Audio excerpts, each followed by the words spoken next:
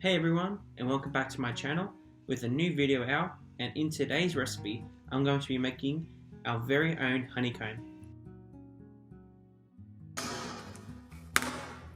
So here we've got a layout of our ingredients. Essentially all you need is 3 ingredients: honey, sugar and bicarb soda, but in today's video I'm going to be adding something else to give it a more caramelly flavour. So here we've got our sugar, bicarb soda, golden syrup and honey. So as far as utensils goes, all you need is a cake tin here. I've got a 20cm by 3cm cake tin, just wrapped in foil. You need a whisk and obviously a pot to cook your honeycomb in. Just make sure the pot has a good amount of height onto it and a wide range, so when you add the bicarb soda in, it's got to activate and rise really quickly, so you got to be very careful.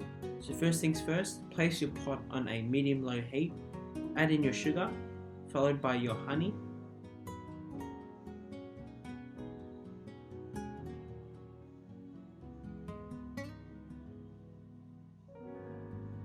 then our secret ingredient I was mentioned earlier, adding golden syrup gives that extra caramelly flavor.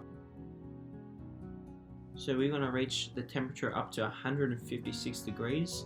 So as you can tell, I'm whisking my honeycomb mix. If you notice, other videos actually tells you not to whisk.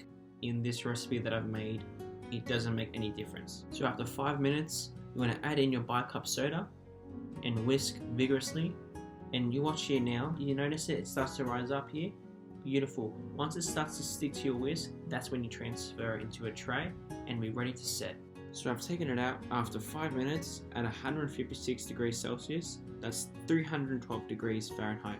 So as you can notice, my honey mixture was a little bit on the dark side. That's okay, only because of the golden syrup that I added into it. Like I said before, it will give you a different flavor and texture that will satisfy your taste buds. So I let it sit out for about 5 minutes at room temp before putting it in the freezer for half an hour. And there you have it. After a bit of patience, you can now devour your sweet, crunchy honeycomb, guys. Enjoy it. So the full measurements and ingredients will be in the description below, so you won't miss a thing.